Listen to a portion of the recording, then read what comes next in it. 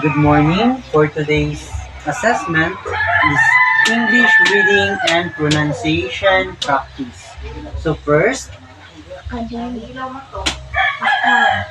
awful, amusement, blind, sinister, conservation, definition, different, division, challenge, exercise, examination, express, between, explore,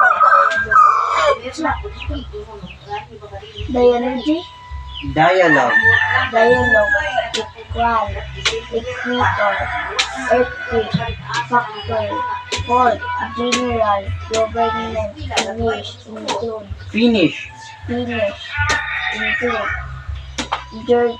invalid, journalism, jealous, knowledge, evil, knowledgeable, knowledgeable, license, license, laboratory, nutrition, quiz, preamble, preamble,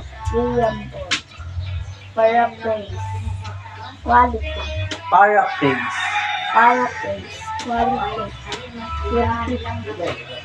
quantity, quantity,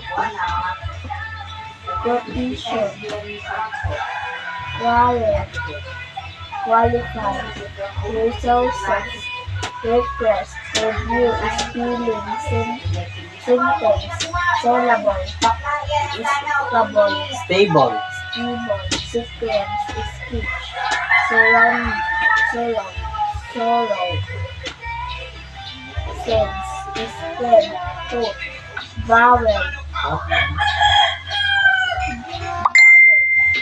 vocabulary, vocabulary. vocabulary. That's all for today. Thank you. I-stop ka na yan, Ben. Take mo?